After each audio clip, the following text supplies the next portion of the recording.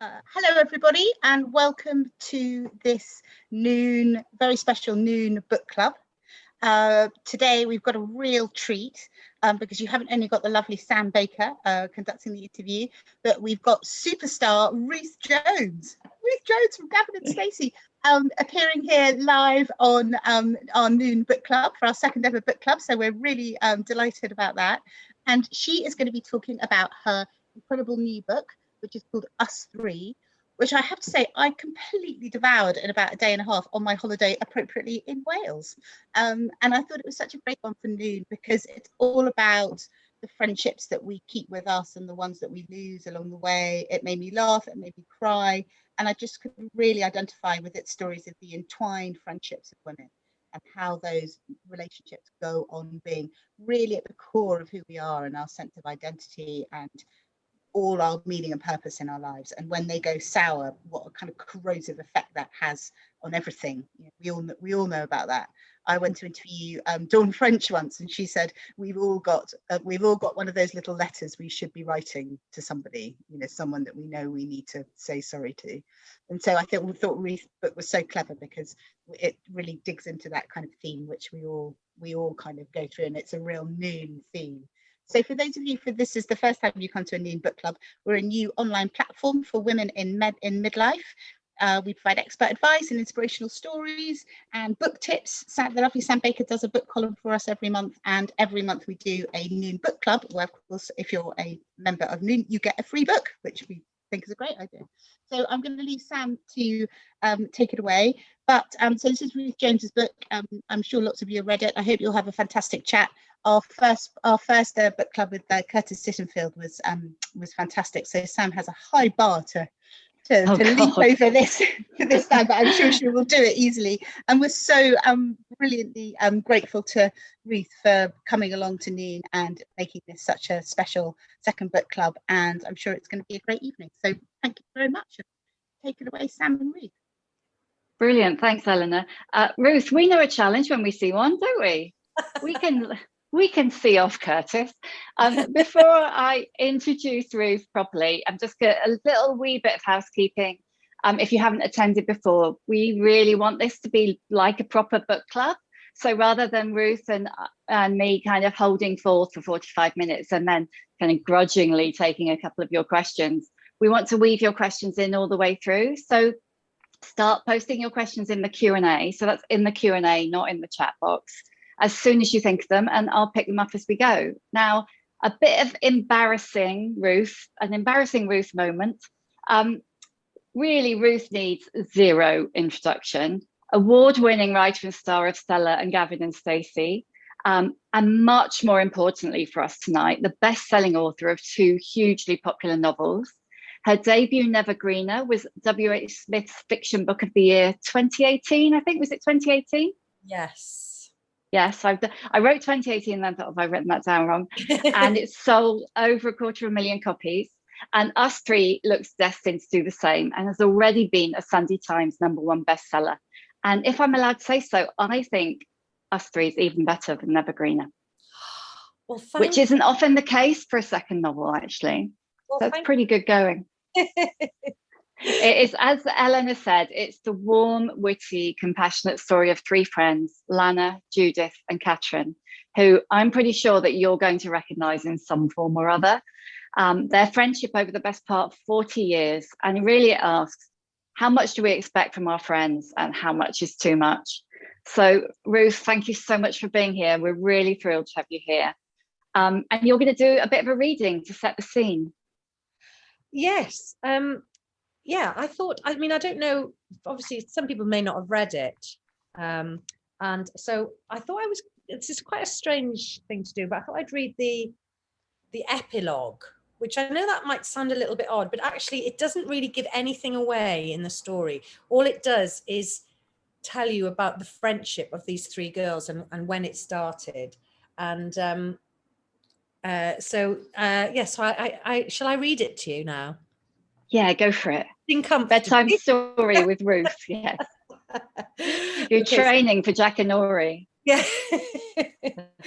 So this really sets up where these 3 friends first, where they bonded as as 3 girls in infant school, in junior school, really. So we are going back to the 70s here.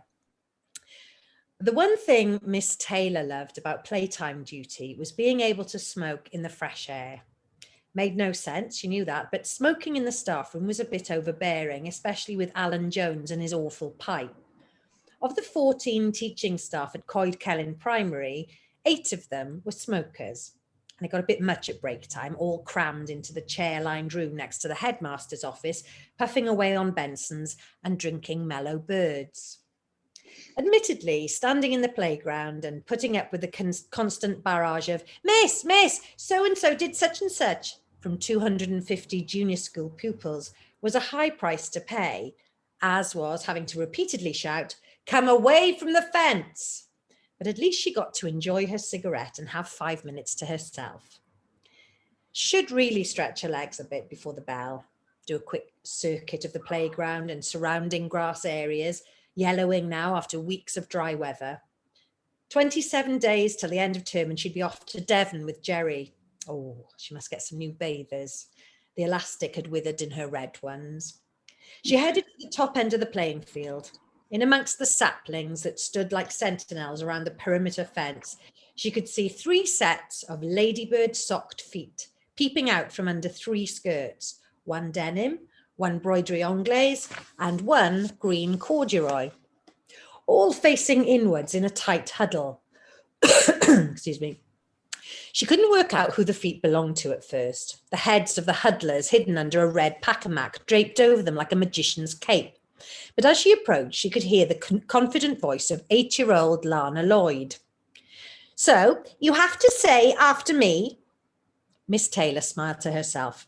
If that was Lana, then the other 2 must be Judith Harris and Catherine Kelly, the sweet little trio who'd been inseparable since their very first day at Coed Celyn 3 years previously.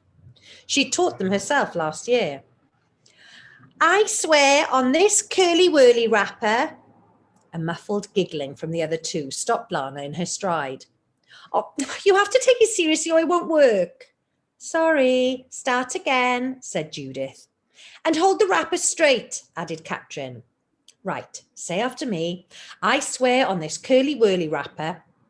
The 2 voices dutifully repeated the words, I swear on this curly-whirly wrapper that I will always be a royal friend and true. Oh, it's loyal, not royal, you nana, said Judith with an L. Is it? Asked Lana, confused. Lana's a nana, giggled Catherine, joined by Judith, and the eavesdropping Miss Taylor had to stifle her own giggles. Oh, look, someone else do it then. Cat, you do it. Okay, give it here. There was some reshuffling and a rustling of the sacred chocolate paper. Hurry up, the bell's going to go in a minute, said Judith. Right, Catherine cleared her throat and began.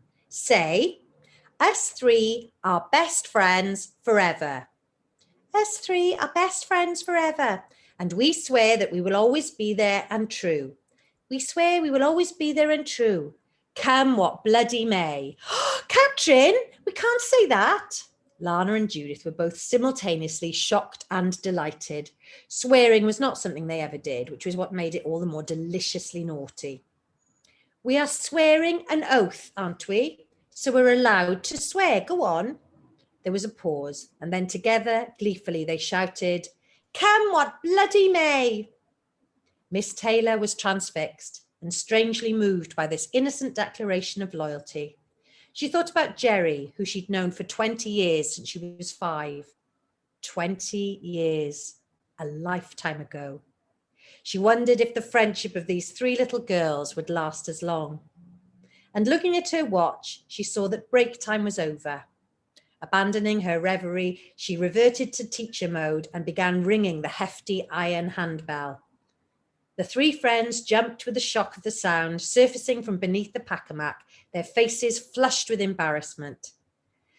Come on then, back inside, Miss Taylor announced over the bell. Playtime's over now. They ran back towards the classroom, leaving the curly-whirly wrapper lying forlornly on the grass. Excuse me, Catherine Kelly, we'll have no litter bugs in this school, thank you very much. Now pick that up. Sorry, miss. Catherine did as she was told. As she passed the rubbish bin by the steps into the junior school, she was about to chuck the wrapper away when something made her change her mind. She folded it up and put it inside the pocket of her green corduroy skirt before hurrying to catch up with her two best friends. Who needs Tom Hardy when you've got Ruth Jones? Jack and Nori, sign that woman up. Did you read it on Audible, or did they get someone else to do it? No, I did, because when Nevergreener came out, I didn't read that for the audiobook, mainly because I was too embarrassed to read all the sex. I was just I couldn't bear the thought of like my mother listening to me saying the things that were in there, you know, and graphic. It's not terribly graphic for those people who've read it, but it, you know, it has got quite a lot of sex in it. My stepson won't read it because he said, "I'm very proud of you for publishing a book, Ruth, but I'm not going there." Yeah. But when it came to us three, I mean, I loved hearing the audio book of Nevergreener, but I really wanted to read us three myself, and it was the only thing really that I did during lockdown, because the local studio to me opened up, and it was really early days in lockdown when I read it, and I loved reading it. I really did. I really felt immersed in the world again. You know, it was lovely. I think to be able to do the voices and stuff was just really enjoyable. It really sounded, when you were reading, it really sounded like you were enjoying it, and it sounded like you had enjoyed being in that world. How is it? And is it more enjoyable, different than writing for TV? It's certainly different. You know, there's a lot more people involved. Well, I don't know exactly how many people are involved in book publishing, but from my own experience, just the number of people that get involved in TV production, it's huge, and there's so many things to consider, like, you know, the time slot, how long it's going to be. Whereas, although you have a rough idea of how many pages you write in a book, it's not exact. You know, it doesn't have to fill a time slot, and you have to collaborate with a producer, maybe a co-writer, the director. You may have to change things on the day with a script, all that kind of thing. Whereas with the novel, I'm very fortunate. I have a wonderful editor, Frankie Gray at Transworld, who I collaborate with, my agent, Jolly Geller. So there are a couple of people I talk to, but generally speaking, you're kind of on your own, really, you and your head. But that last paragraph for me was the epilogue for me was very much based on, you know, I completely envisaged my own primary school when I thought of it. I think there was even a Miss Taylor there when I was growing up many years ago. Well, I was going to say, you and I are almost exactly the same age. I think I would have been the bottom end of the year above you, and you would have been the top end of your year. Oh, right. And it was reading the book, you know, particularly the 80s and the school and university stuff, the 70s and 80s. It was just like being transported back in time, to the extent that I even lived with a drama student who was constantly cheating on her boyfriend. And we always had to like deal with her long-term boyfriend when he came to stay. It was like I was being transported back in my life. Oh, how much of your own experience of those years did you put in there? Well, the girls are all fictitious. I think there are elements of all of their characters from people that I know. Like, I suppose Lana is the actress, she was the drama student, so a lot of what she goes through, sort of, say, going to drama school, being in school shows, being in Guys and Dolls. I was Adelaide in Guys and Dolls in school. you know, that kind of thing. So there are elements you sort of can pick and choose. Catherine, I got a lot of my inspiration for Catherine from my sister, who went to medical school in Cardiff. So I was able to get stuff from her, but a lot of it, it's very difficult to sort of, I mean, I suppose I was brought up in a town that was similar to the fictitious Coed Celyn, but it's certainly not my hometown. But things like, you know, it was helpful to envisage the high street, and I put things in there like Mills's Cafe, which was my friend Lisa her dad had a cafe called Mills's. So just little things like that. Sometimes I think the little details are great, and they really help. But otherwise, I think it was just, like you say, it was the time zone. I think Catherine, Lana and Judith are maybe 2 years younger than me. So I was able to use my own lifespan, I suppose, to judge when things happened. Yeah. But certainly most of it was made up. Yeah, of course. So Joan has asked, which of the girls you most identify with? Oh, that's interesting. Well, I suppose Lana, because like I said, you know, the whole drama school and being a bit of a drama queen, bit of a show off, likes a glass of wine, a lot of those things. But I didn't. Lana liked more than one. I didn't have sex with a Northern Irish builder on holiday in Cyprus. It's good to clarify that up front. Yeah. So I suppose, yeah, I guess Lana would be the one I identify most with. But there are certain elements, because nobody's kind of black and white, I guess, there are probably elements of myself in all three, I would say. Yeah. I mean, why do you think, because female friendship, it's such a big thing, isn't it? It's almost mythologized. And to the extent that if you haven't got those close friends from school, it must mean there's something wrong with you. And if you haven't got a big group of friends, you know, a girl gang, why do you think that we do that? Why do we mythologize it? Yeah, friendship, female friendship in that way. I'm writing something at the moment, and I'm sort of exploring the idea of not being in a big group of friends. I think sometimes there's always that sense, isn't there, of, I always compare this with like a Dickensian Christmas, well, the kind of the Victorian myth of Christmas is meant to be. It was, you know, and nobody's Christmas is really like that. And everybody's experience of friendship is different. I think it's a real blessing, a real privilege to have good friends, but it's not about the amount of friends you have, is it? It's about the quality of friendship that you have. And I feel very lucky to have, you know, I'm still friends with girls that I knew in school. So certainly one of my closest friends, Nicola, I knew when I was in infant school. In fact, I think she might have been in Miss Taylor's class. And my close friends are girls that I knew, you know, from when I was sort of 15. There's five of us. We call ourselves the Merry May Makers. And my sister's one of them. And we used to go away every May. And it started off in my 50th birthday year. I just said, let's go away. We went to Oxford for a weekend, and it was lovely. And it sort of started from there. So we've been to like Lyme Regis, Paris, and Glasgow. And we always try and read a book that's set in that place.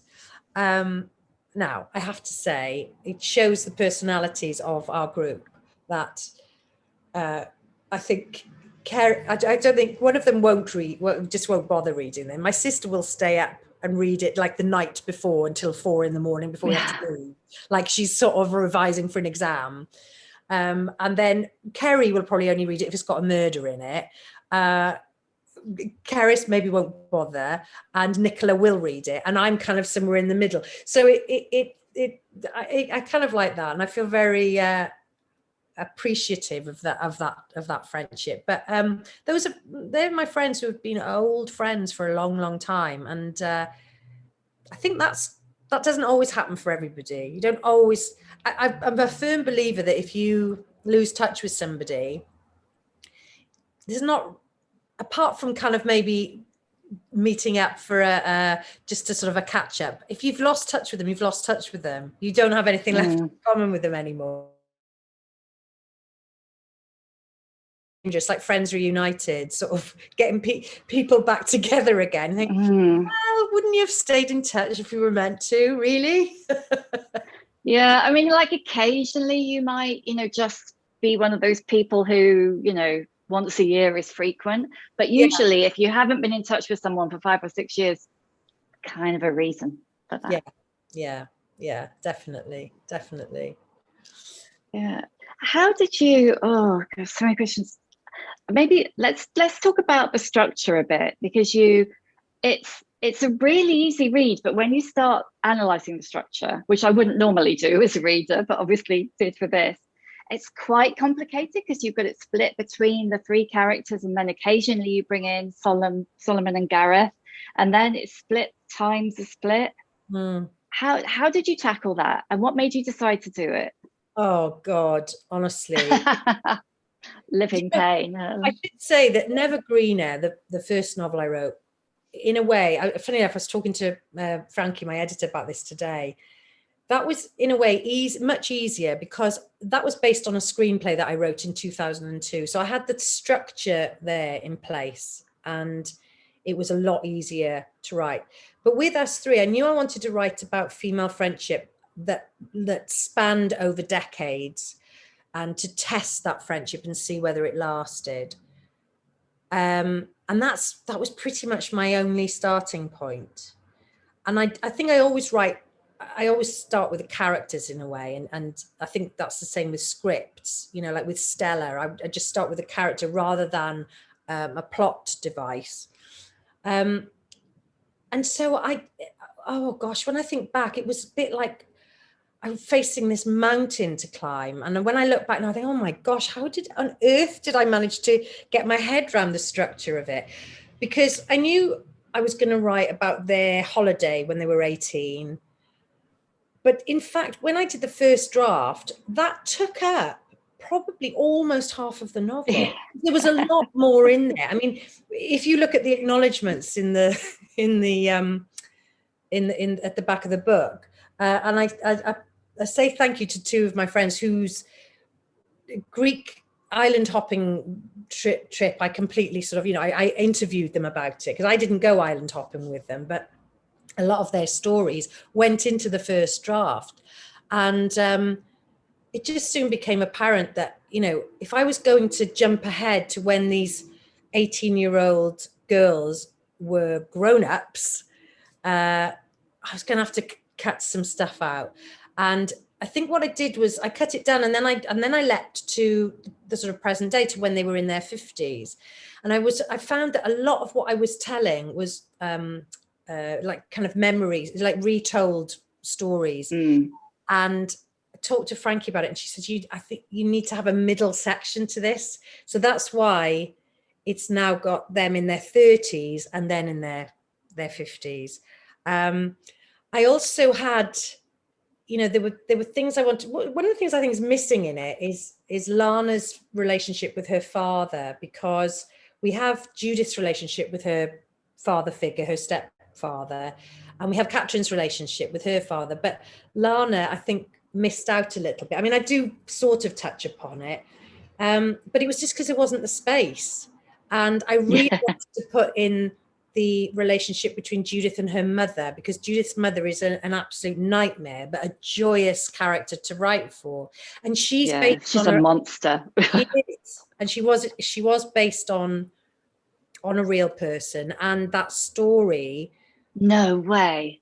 Yeah, I mean, don't get me wrong, the person it's based on isn't as bad as her. Say that right now. It's But dreadful. the story was inspired. The whole the con artist. Well, I don't want to give too much away in case people haven't read it, but you know, I really wanted to include that, and at one point that was going to in danger of being lost. But I'm really glad that we kept that in, because I think it was sort of instrumental in the relationship between the three girls in their 50s, and it's something that does happen, you know, with older women being preyed upon by ne'er-do-wells. So yeah, I was glad to put that in, but it really was. I had a lot of help with the structure from Frankie, just sort of trying to get my head around it, because you do sometimes feel like you're drowning and you're going, I'm never going to see a way out of this. And then suddenly something will click. Thankfully, it did. Yeah, I think it's when, especially when a book is as readable as yours, you don't appreciate as a reader what an absolute nightmare that kind of structure can be. And you literally got post-it notes all over the wall, and you're like, oh, Lana, no, oh God, who can say that? Oh God, I need a bit of Solomon here. It's like, yeah.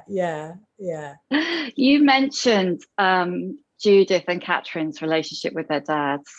Judith, it's really interesting because lots of books write about women's relationships with their mothers. And you say you do talk about Judith's dreadful mother, but the relationship with George, who's actually her stepdad, is really the formative one in the book. Talk to me a bit about that, about George and Judith. I suppose I like the idea of, you know, that not everything is not everything plays by the rule book, and there are so many families now. There's probably more families that are blended families than nuclear families, if those are the right terms. And I love the fact that there are more than, you don't have to have had a baby to be a parent, you know, to be a significant contributor, positive contributor to somebody's upbringing, somebody's life. And also, I suppose traditionally, step parents get a bad press, don't they? You know, the wicked stepmother and all that kind of thing, or your David Copperfield stepfather, the Mr. Murdstone, and all that kind of thing. So I love George. I mean, I just love him because he was such a victim of, he was such a good soul, and then he gave himself such a hard time for what he did, which really at the end of the day, he just sort of, you know, was being a full-blooded young person after, you know, feeling sexually attracted to somebody else, and then it paid the price for it for years to come. So I just like that idea, really. And also the fact that I wanted to bring in a different culture, and the idea of having a Greek Cypriot stepfather who's lived in Wales. I just like that idea. And the way it opened up a whole new world for Judith when she goes to Cyprus and makes this big discovery that I won't reveal here. But and I love that. And I've never been to Cyprus, but I had a Greek Cypriot friend at university who, you know, I used to hear so much about Cyprus, and I know very little about it really, other than from talking to him, and I just thought it was a really interesting, the whole war in 1974. I've just read Elif Shafak's book, The Island of the Missing Trees, which if you haven't read it, I thoroughly recommend. It's just amazing, and it's all set around that time, and it's a love story between a Greek Cypriot and a Turkish Cypriot, and it's just beautiful. And it made my Cypriot writing, or my writing about Cyprus, pale into insignificance, but it was it was lovely. So yeah, so George was just a really lovely, different ingredient, I suppose, into the story. Yeah.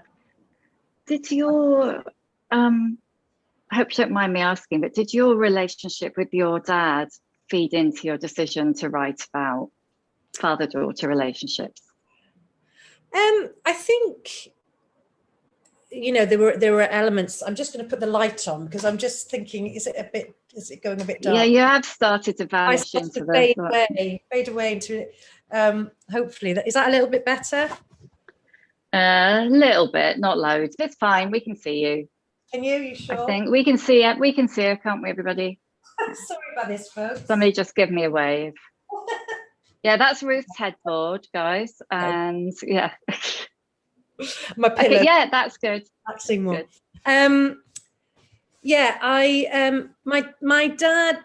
Oh, I mean, my dad died 4 years ago, and I think for people, so many people will have gone through this, and I think it really does change your life. You know, things are just not the same once you've lost somebody that close, and I think there's something lovely about father-daughter relationship, and I was very fortunate to have a lovely relationship with my dad, and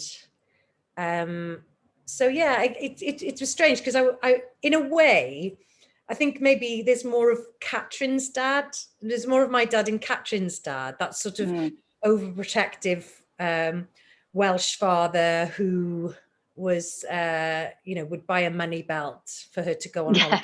Yeah. Oh, bless. So, yeah, I think perhaps I put an element of my dad into both George and Catherine's dad as well. So yeah, I was very, very lucky to have that. I wish my dad would have loved us three. I wish that he'd been able to read it. He'd have I don't know what he'd have said about Nevergreener. I don't think I could have discussed that with him.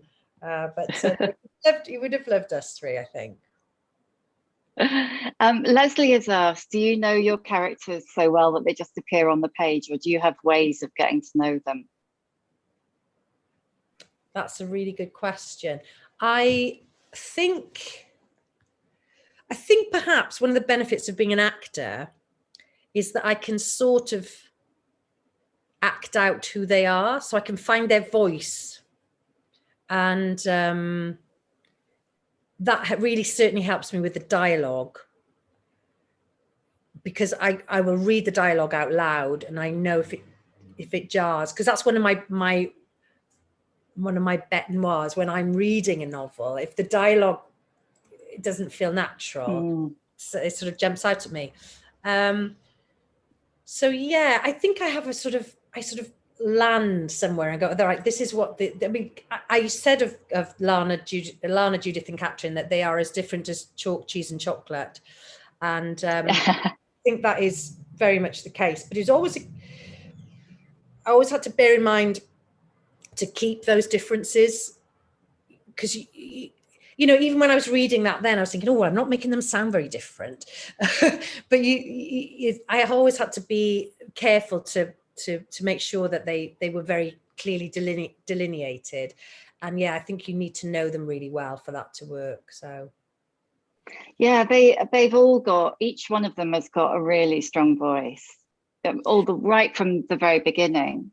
Yeah, I'm so glad that you think that. It did feel like, and it's funny, you know, the song in there, actually going back to my dad, we mentioned about my dad, you know, the song Judith Harris, Catherine, yes, Lana Lloyd. I'll see if I can find the yeah, so this is how it went, right? It was Catherine Kelly, Judith Harris, Lana Lloyd fell into a muddy ditch and got annoyed. All their clothes they were a-smelling, so they went back to Coykellen. Catherine Kelly, Judith Harris, Lana Lloyd. And that's because my dad used to, when I was in nursery school, there were two girls called Emma Harris and Joanne Potter. He literally used to go, Emma Harris, Joanne Potter, and Ruth Jones. And Emma Harris, and but those were the words. So that was a little testament to my dad in there. Oh, Carenza Jennings has said, family seems such a strong theme throughout. How consciously did you plan that? I wanted them to have very different family backgrounds. And again, I think that I didn't particularly capture Lana's family as well as I would like to have. You know, I like this idea of her, that she was a daddy's girl for like, you know, a couple of years, and then he met somebody else, and more kids came along. But I didn't really give much air to that. But she was that was firmly in my mind, and that did inform who she was, I think, and why she was like she was. And then with Judith, I was sort of a bit fascinated by, you know, I'm one of 4 kids, but I have friends who are only children, and my mum was an only child, and I just think that must be such a very different family setup. And then Catherine, who was from that very sort of, you know, Catholic, 2 kids, very, I suppose, conventional family. So I wanted to, the 3 different family setups that I wanted to, again, show the difference between the 3 characters, I guess. I mean, family and community are both, they're big in everything you write, really, aren't they? Yeah, I think so, you know, because at the end of the day, what communication and connection with people is really all we get left with. You know, God knows I don't really want to talk about the last 18 months and COVID, but I think that's the thing that's just really bored into people's souls, is that lack of connection, and that having that connection taken away. And I think it's so important that, I mean, I come from a town that my family, like I've got 2 brothers and a sister, and they all still live in Porthcawl, in my hometown. And I went for a walk with my brother the other day. We did like a 10-kilometer walk all along the beach up to Scare House and round at Moor Lane and everything, and going through these places that I've known since I was a child, and just talking to him about people. You know, there are people who've been in your life for years and years and years. Like, my mum has lived in that town since 1950, and that's quite something, I think, to be part of a community. But at any community, it doesn't have to be, you know, some sweet little chocolate boxy kind of, or we're all nice to each other, because a lot of people aren't nice to each other. But if anything, from this last 18 months, it's shown that we can be kind to one another. And I think that sense of community has really come to the surface in the last 18 months. I mean, it's brought out some bad things as well, but Yeah. I think it's brought out the best and the worst in people. I think so. Have you always been, how to put this, have you always had a tendency to see the best in people? Because that really comes through with the characters, even though they're all flawed, with the exception of Judith's mum, who is just one big flaw. They're all flawed, but they're not perfect. They're identifiable. They're likable, but not nice. It's like you cut all your characters some slack. Do you know what I think it is, though? I can't bear to write anything really vicious. Like, it's the same with, like, in Stella, for example, and in Gavin and Stacey, there weren't really any bad, nasty people. No. And now there's a place for that. Of course there is. I mean, God, I listen to true crime podcasts like a lot of people do. And there must be a reason why we get fascinated with that. So the awful dark side of life, or, you know, watching really great thrillers on TV or in the cinema. But it's not something I can do. I'm sure I could. I'm sure I'm capable of it. I just don't want to. I don't want to give energy to it. It's because that's not for me. It's for somebody else to do, and to do it brilliantly. But for me, I just want to.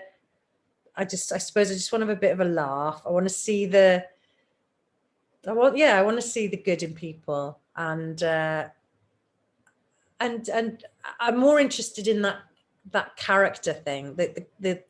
I think people, I don't know. I want to see. It's not that I want to see people being all nice and kind to each other. I do want that, obviously. But I think that side of life needs to be celebrated more. That we can be kind. I'm probably not making any sense now. I can hear myself talking. No. I'm making no sense whatsoever. No, I know what you mean. I just thought, I mean, I can't. Can you see a Ruth Jones crime series?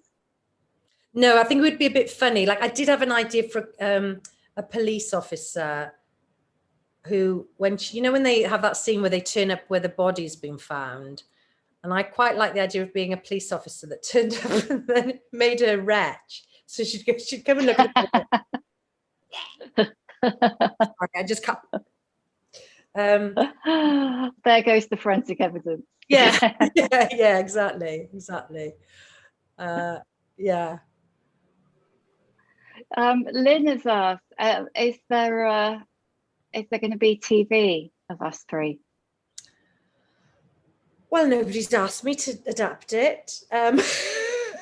Well, what are they waiting for? Idiots. Somebody today said to me, I was talking to them about it, and they said, "Oh, it would make a good TV." I mean, the thing and this was the same with Nevergreener, when you've got a book that spans decades, you go, well, how do you cast it? Like, do you cast the same actors and then just give them lots of makeup and prosthetics, or do you have 3 different actors playing each decade? I mean, I'd love to play Patricia. That's right, the mother. I'd love to play Patricia. Oh God, yeah, she's pretty awful too, isn't she? Yeah. But she'd be great to play, I think. It'd be like an Olivia Colman kind of Fleabag stepmother horror. Yeah, she'd be really fun. Yeah. I mean, I love the way that you have aged those characters and done it, because there are very few midlife or older midlife female characters anyway, and then when they're very often the butt of the joke, but you have managed to do it in a way that is warm and humorous but not caricature. Yeah, but I think it's partly because I'm 54 now, and when I talk to my friends, so like say we go on a Merry Maymakers, or if we just sort of get together, like the other night when we had a Zoom, I still think of them as like 17. I really don't see that age thing. It's really weird. And I don't mean that in a kind of Pollyanna way, like, oh, I don't, we've all got bits falling off and eyelashes falling out and long eyebrow hairs growing and all the other joys that come with getting older. And give us a wave of your fan. And what? Yes. You've got your fan there. Don't even start me off on hot flushes. Don't even start me off. I've got to thank you for giving us a hot flush on page 2, by the way. Thank you. Pretty good going. I thought, well, I've got to use it I've got to put it to some use. I mean, can I just say, it's totally unrelated to my book. I thought I had my hot flushes. I thought, all right, that's happened now. And then they came back. They came back with a vengeance, with a bloody vengeance. It's hideous, isn't it? I think in terms of portrayal of I just don't see it. And I don't see how older women can be made. I don't know. I don't really see it making fun or making them a joke. I just don't personally see it myself. I love the wisdom of getting old, the wisdom that we have, and also that sense of I just couldn't care less. Like you do start, as you get older, you start to not care so much about what people think. Yeah, definitely. Like we were talking earlier about the fact that we both put makeup on just to do this and hadn't bothered at all before that. Yeah. I think that's a really big difference. Joan wants you to know that hot flushes never go. Really? Thank you, Joan, for that. We didn't need that right now. It's quite funny because I was talking to somebody who a younger person who had just started their periods, and I said, "Oh, you're just starting yours, as mine have finished." And they went, "Do they finish?" I went, "Yes, they do." I quite, with the hot flushes, I'm saying that don't start me off. Actually, I kind of quite like them as well, because not in this previous heat, not the heat we've just had, but I quite like the fact that they make you know something's going on. Yeah. I know exactly what you mean. I was actually looking for, I know what I wanted to ask about. And when Catherine is both menopausal and infertile, I just thought that is so, we've got a whole thing going in the chat box now with people being upset that hot flushes don't stop. And she says, it's not fair, that's it, it's the end. And I just thought, I had a moment of feeling like that, but it went, it's fine. But it's just, I think that was a really poignant moment, I thought. And so I think so many women will identify with that, because there is that sense, isn't there, in society that, oh, you know, that's you over with, that's your usefulness. But then I heard somebody say that, and I don't know who it was, so I can't credit them, that they said that when your periods stop, which I suppose is the sign of menopause, you're claiming your body back again. You've had to kind of put up with, what we put up with. There's a whole thing about the kind of estrogen being the biddability hormone, and that when you're going to menopause, all of that, oh, what, you've lost your keys, let me help you find them, that all goes. It's like, no, find your own bloody keys, I'm doing something else. Anyway, we've gone right off subject now, I'm sorry. But I did want to ask you about, what do you think about the female roles for older women on TV? Do you think they're getting better? Well, do you know, I often get asked this, and maybe I'm being a bit naive, but I think there's amazing older women on TV. Alison Steadman, Joanna Lumley. I think, my personal opinion is I don't see that older women are being not being recognised and given good roles, because I think they are. But maybe I don't watch enough TV to be able to get a good. We won't quote you, don't worry. But no, I agree. Alison Steadman's absolutely amazing, isn't it? It's about being reflecting reality in the world in which we live, I suppose. Yeah. Fiona, sorry, go on. The good things about acting is that, God willing, or whoever willing, that you kind of managed to stay on top of things in terms of learning lines and whatever. You can probably carry on acting into your 90s, I would have thought. I mean, look at the actress in The Archers who plays Peggy Archer. I think she might have. She might. Oh, I don't want to say her age now and get it wrong. Yeah, okay. I think she's over 90. Yeah, Lynn says she's 100. She is 100. I didn't want to say it, so thanks, Lynn. I'm going to blame you now.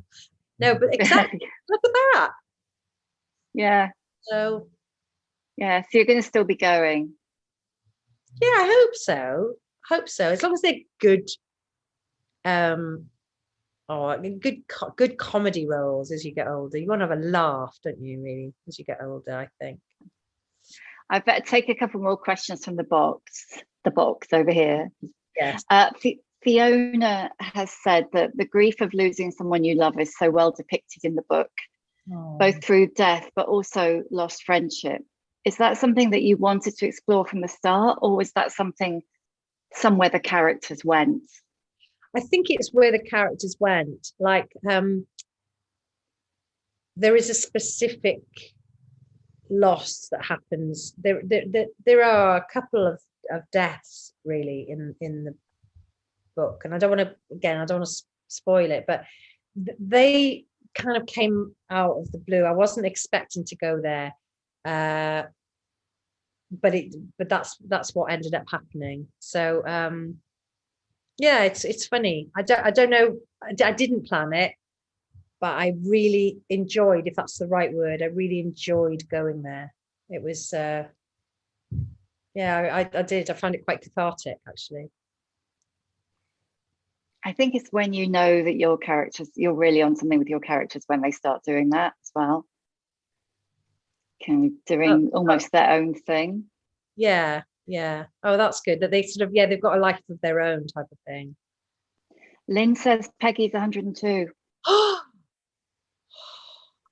I think she must have just Googled it. Thank you, Lynn. This is quite a long question, but bear with me because it's a really interesting question. Asia says, I have a group of friends I went to art college with 30 years ago. We reconnected about 10 years ago and began a sketchbook circle. She did Google it. She's a big Archie fan. We all bought a sketchbook and we post it onto the next person in the group every couple of months. When our book comes back to us, it has drawings from all our friends in it. My question is, if you had a sketchbook circle, who would be in it and what would you draw on the first page? Wow. Sorry, that's a really hard question. Well, I think it's really good. It would be my Merry Maymakers group, I guess, that I've talked about. And I'm terrible at art. Can I just say, I was in set 3 for art. Oh, I'm glad. I can't draw to save my life. The only thing I ever made in art was a pottery clown, which my husband still has, and the arm fell off and his feet fell off in the kiln, and it was terrible. Like, I cannot draw to save my life. So I think our sketchbook would be a bit rubbish. In fact, I think only maybe one of my friends is good at art. So yeah, I don't think that would go very well. Maybe more of a game of consequences would be quite good. It sounds like, from what you were saying about the way they don't read the book when you were going on your trip, that only the one who always reads the book would always send the sketch pad on. So oh, I see. You'd have 5 sketch pads with her drawings in, and that would be it. Yes, yeah. Sally has asked, can you see yourself revisiting these 3 in the future as they grow older?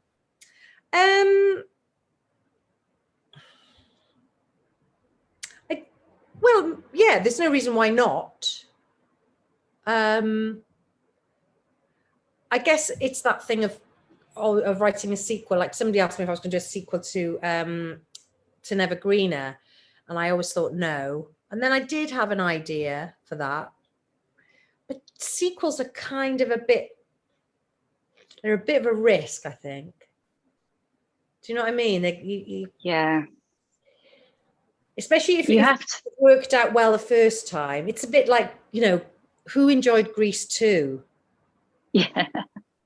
Grease 1 was amazing. And then there was Grease 2. So yeah.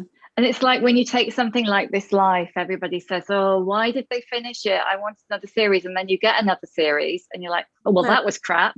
Exactly. I mean, it's like with Gavin and Stacey. I mean, people often say, like, this taxi driver today said to me, is it going to be any more Gavin and Stacey? And I went, nope. And he's like, oh, seriously? I went, yeah. Went, oh, I said, but we left it on a high. And yet people will still, if you even mention it in the press, people will go, oh, Ruth Jones talked about Gavin and Stacey or whatever. And it's lovely. It's lovely because people want it. But on the other hand, you just go, sometimes you do have to leave things where they are, Yeah, totally. Caroline said she'd like to know more about Lana's story, though. Would you consider writing a book about her? And others like the TV producer.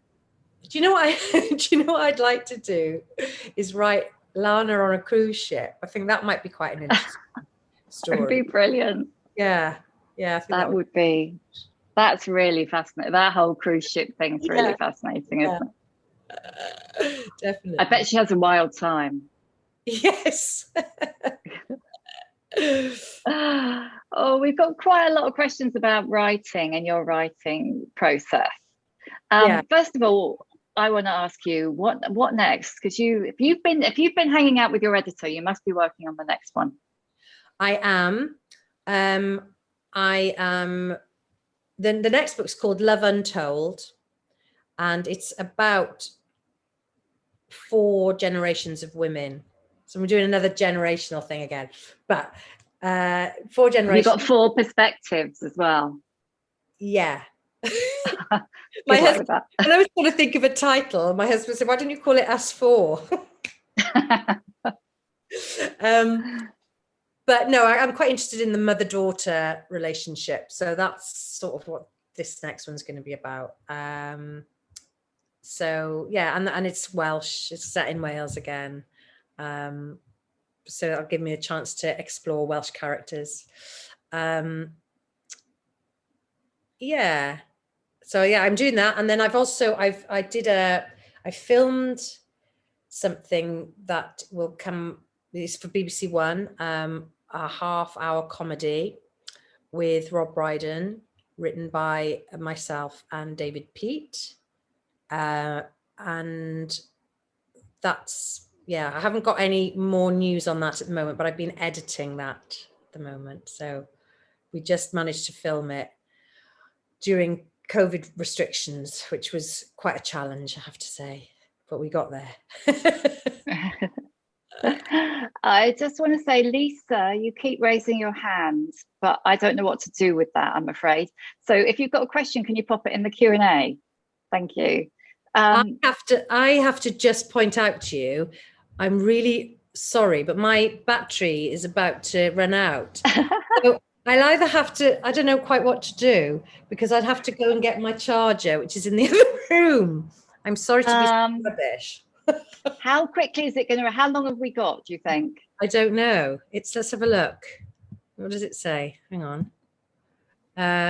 It's not telling me how long I've got. It's just saying low battery. That's not very helpful, is it? In the olden days, it used to tell you how much you had left. 5% or 10% or something. No, it's not telling me anything. It's just saying power source battery. This is really interesting for people, isn't it? To read. Yeah. What did you do at your book club? We found out all about Ruth. Run and get your charger. Okay, but I'm going to have to. The thing is, I haven't got any trousers on, so I'm going to have to. Can I just disappear for a minute? Talk amongst yourselves. Talk amongst yourselves, and how do I go and grab your charger? I don't know how to do this. Can you click stop video? Yes. All right. I'll be back. Bear with me. All right. Talk amongst yourselves. Yeah. All right. Great. Okay, everyone. I'm gonna we'll do about another 10 minutes. I reckon we'll probably try and start wrapping up at about 5 past. So if you've got any more questions, quickly whack them in the box. I'll get to as many as I can. You can tell Ruth's a really generous answerer. I'm coming. I'll do them if I can. So if there's anything else, otherwise we're going to talk about writing and books probably, and then we will wrap up. But can I just say, because I can see the conversation that you're having in the chat, isn't Ruth just as lovely as you would ever have wanted her to be? It's so nice when that happens, that you get absolutely yes. And Eleanor, you're meant to have gone. Lisa, please stop putting up your hands. Please put your question in, because I don't really know what to do about your raised hands. I'm sorry. I'm coming. Right. Yeah, right. She's coming. Here I am. Yes, Yay! You're back. And nobody saw your pants. I'm so sorry about that. That's great. I was thinking, oh my God, what am I going to do? Anyway, sorry about that, folks. Great. No, perfect. This is the reality of Zoom. Kids, dogs, batteries. Pillow. I'm trying to hide. and then they keep creeping out. Well, at least you haven't. I did a Zoom meeting with someone who was in their bedroom, and I think we're 8 o'clock at night, it's fine to say that. And on their headboard, there was a tube of something. And in the end, I asked her because I had to know. And yes, it was KY. It's like, really, you need to sort that out in case you speak to somebody important rather than just me, you know. Anyway, writing process. What made you want to write a book after all that being so successful in writing scripts? Well, do you know, I never planned to write a book. I just, I think I mentioned earlier about Nevergreener being based on a screenplay. So I think what had happened, I did a series of Stella. I mean, Stella went on forever, right? It was like, we did 58 episodes. And I remember after one series going, oh, I'm just going to go and really indulge myself in a little spa break. And I'm not going to take my phone. I took my laptop, but not for emails, just to sort of to write if I was inspired by anything. And I was looking through it and I found this screenplay that I'd written. And it was like just a labor of love, really, that I started writing. I think I must have started writing it, trying to turn it into prose fiction a while before. So I just started writing it again, picked up where I'd left off, and I really enjoyed it. And I would go and have a massage. And then I couldn't wait to get back to my room so I could write more. And I did about 10,000 words. And I'm sure everybody knows a novel, about the average word count for a novel is about 100,000 words. And I wrote 10,000 and I didn't really know what to do with it. And I contacted a couple of publishers that had been interested in me doing a autobiography. Memoir, yeah. I would never really want to do. But then they put me in touch with somebody that would deal with fiction. And I thought, oh gosh, I found myself in a position where it was lovely, but people were showing some interest in it. And I didn't really know what to do. And thankfully, I went to Warwick University and I was at uni with Johnny Geller, who is a very well-known and well-respected literary agent. I said, can I come and get some advice from you? And he was brilliant. And he just said, do you want me to help you, like be your agent? And I said, yes, please. And it kind of went from there, really. See, it was all very unintentional and I was very lucky. I'm completely aware of how lucky that was. And, you know, I know how hard it is for people to get published. So I'm very grateful. And I'm sure a lot of it was obviously because I had done Gavin and Stacey. So people were like, oh, is this going to be like a novel like Gavin and Stacey? And of course it isn't.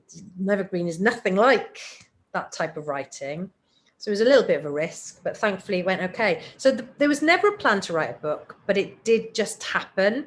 And I'm really glad it did, because I do really enjoy it. And I'm really looking forward now. The next couple of months, I'm going to have just completely dedicated to writing Love Untold. So I'm really looking forward to getting my teeth stuck in again and getting to know these new characters who are all of different ages. And I'm really looking forward to that. What's your process? Do you lock yourself away for a few months and just head down, do it, or, you know? I'm really amateur. Like I don't have a kind of routine. I did try for a while. I try and write 2,000 words a day, and I did it for a bit, and then, you know, other things come along, and my life's never it's not very routine. So I'm not able to compartmentalize things, and I wish that I could sometimes. I think I'd probably get a lot more done, but I tend to. One of the good things is I can write pretty much anywhere. So I remember writing in Malaga airport once, because my plane was delayed for 9 hours, and I got quite a lot written then. So that is one good thing. I can write anywhere. I don't need to be in an environment that's completely, you know, cut off from the rest of the world. Yeah. Sally wants to know if you miss your characters when the book's finished. Absolutely. I absolutely do. It's the strangest thing. And I suppose the good thing is that you can go back and read the book again. I say I can go back and read the book again. And that's lovely. I think I'm gonna read Never Greener again soon, because I think there's something nice when you have a time lapse. I think you really enjoy things more. I recently started watching Stella again. I hadn't seen it for years, and I really enjoyed it. It's the same if a Gavin and Stacey episode comes on. When you've had that distance, I mean, gosh, Gavin and Stacey, we wrote that 2006 is when we filmed it. It's like 15 years ago now. It's bonkers. But yeah, I do very much miss my characters, very much. It's interesting that you go back and read it and watch again. Are you able to do that in a non-critical way? Just watch yourself or read it and not go, oh, why did I do that? What, as an actor or as a writer? Either as an actor or a writer. Sometimes there's things like in reading that I go, oh, why did I write it like that? But very rarely, because I'm so head girl about proofreading and going back over things that I really have to be absolutely positive that it's all done and dusted. Yeah, I think it's a bit pointless to have regrets about things like that, I suppose. You know, it is what it is, isn't it? Like anything, really. Yeah, completely. Geraldine wants to know, how would you advise someone to get started if they think they've got an idea, and how did you I heard once somebody said a really good way to get into writing and like finding your voice is to write a journal, but maybe not like like sometimes journaling can be very therapeutic, can't it? For your, good for your soul, as it were, but maybe a different type of journal that maybe uses your experiences from the day, the people that you've met, the lines of dialogue you've heard. And I think that's quite a good way to keep a scrapbook of experiences. And sometimes I write things down, I might record things on my phone or write them in a notebook, little lines of dialogue I've overheard. But there's so many workshops now that, and like I think Curtis Brown, who is my agency, I think they have like newsletters and things, and they've got quite a lot of writing classes, and there's so many now that so many people I think want to help people, because I always say this, the writing is the raw material. Nothing gets made without the raw material, does it? So the world is always going to need writers. The world's always going to need people to express feelings and experiences about life. So yeah, but in terms of the practicalities, I don't really know. But I'm sure there are people who do know about it. Like, there must be workshops available online that you can find out about getting published. A lot of people self-publish nowadays, don't they, as well? Yeah, I'm straight onto Amazon Kindle or Yeah, but that's so many different ways in. Just give us. Okay, I'm going to do 2 more and then we'll release you, because you've been very kind and let us run over. Well, no, you've been very kind to me, putting up with my rubbish technical support. Going to plug. Annette has asked, and it's like, how do you keep, because when you were off getting your charger, everybody in the chat box was saying how lovely you are and how warm, and totally. Oh, And I'm not making that up because you're still sat here. Annette has asked, how have you managed to keep so grounded and authentic given, you know, the massive success of Gavin and Stacey and how successful you've been? Because you haven't, for want of a better way of putting it, you haven't played the fame game, have you? Well, I always feel that when I say this, it sounds like I'm moaning about being in the public eye, but I genuinely, I'm not really very good at the fame thing, in the sense that I don't know who a lot of famous people are. Like, you could list 5 really well-known names to me, and I probably wouldn't know who they were. Yeah. And what I love doing, the aspects of my job that I love the creativity. I love the creation of a brand new fictitious world. Whether it's in a novel, or if it's a character that I play, or if it's a script that I write or co-write. That's what I really enjoy, and I love it. I love it when people say to me, "Oh, I really enjoyed, you know, something that I've done, some work that I've done." I love that appreciation more than I love the, you know, can I have a selfie? Because usually I don't want a selfie. Usually I haven't got makeup on. Yeah. And I'm huffing and puffing and probably having a hot flush. And I think also, you know, my close friends are my friends who I've known since school, and they would never in a million years let me become full of myself. They just would go, what did you just say? They'd be really shocked if I became actressy, I guess.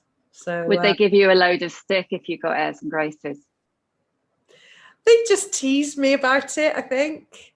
They really would. But by the same token, like, I know one of my friends got asked to get my autograph, and she went, well, I won't say what expletive she used, but she said, "Get lost. I'm not asking her to do that. She's my friend." Yeah. I mean, listen, I always feel like I'm being ungrateful if I bemoan anything to do with being in the public eye. I'm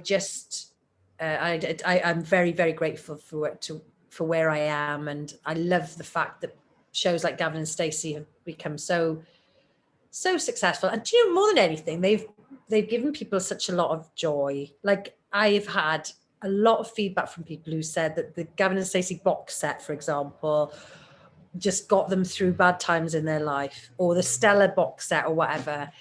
And that's really nice to know, that you've distracted somebody from some shit that's going on in their life. Yeah, that's really, that's what I think that's what creativity is about, isn't it? It's about sharing your experience, teaching people about stuff that they don't know about. You know, like, I read books and I go, God, I didn't know about that. And it's about entertaining, and it's about making people smile, and making people keep their faith in humankind, I guess. I don't know. That seems like a very Ruth Jones sentiment to me. Does it? Yeah, it's lovely. All right, that's the very last one. Cheryl just wants to know which authors you admire or have inspired you, and if you ran a book club, who would be first on your interview list? Oh, that's a great question. Well, do you know what I do? I write down books that I've read, because when I was a little girl, I used to have a little book and it was to record what books I'd read. And I thought that was a really good idea. So I've started doing that only in the last year, actually. So I've forgotten about a lot of books I've read. Mm-hmm. But I tell you what I've read recently, who I haven't read for a very, very long time, is Isabel Allende. And I loved, like, House of Spirits back in the day, and Portrait in Sepia. But I just read A Long Petal of the Sea, which I think is fairly recent. And it's just out in paperback, I think, quite recently. Yeah, and I learned so much. Like, for example, I didn't, like, when I was saying to you earlier about you learn things that you didn't know about, I didn't know anything really about the Spanish Civil War. And then, you know, finding out stuff in this was just brilliant. So that was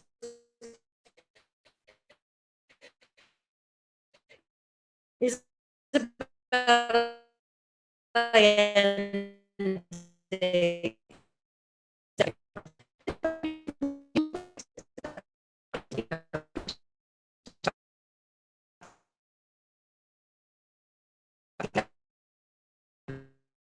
Hi everyone. I don't know if this is my connection or Ruth's, but I'm losing Ruth. I don't know if you've lost me. Yeah. Okay. Can you hear? It's Ruth's end. Okay. Yeah, I think We've lost you, Ruth. I'm really sorry. But we've run over by 15 minutes anyway, so I think we should probably Ruth's face. She's just realised she's got a connection problem. Oh, are you back? No, we've lost you. So now yes, she told me my internet connection is unstable. Oh, we spotted. Okay, that's probably that's probably our cue to release you back into the wild. Yeah. No, Ruth, you have been so amazing. You have been absolutely brilliant, and I can see all of the chat. There's loads of people in the chat saying what a great event it's been and how much they've loved listening to you. So thank you so much, and lots of them are going to go back and read Never Greener if they haven't already read it. So that's really kind. Thank you so much. I've really enjoyed myself, and sorry about my my connection. That's quite metaphorical, really, probably. So that's really brilliant. And Eleanor, would you like me just to give the new book club a shout out quickly? Yeah, I just wanted to say thank you to Ruth. She was so brilliant, and honestly, they love you so much on the chat, and it was such a great conversation. You're an amazing woman. We love you here at Noon. So thank you so much for coming. That's really kind. Thank you. It was really fantastic. And this is next month's book club, The Book of Echoes. It's absolutely brilliant. Eleanor and I both completely adore it. So keep an eye on the Noon social channel for more info very soon. Thank you everybody for coming. Thanks everyone, and thank you Ruth. Thank you Sam. You were fantastic. Thank you Ruth. Bye everyone. Thank you for coming.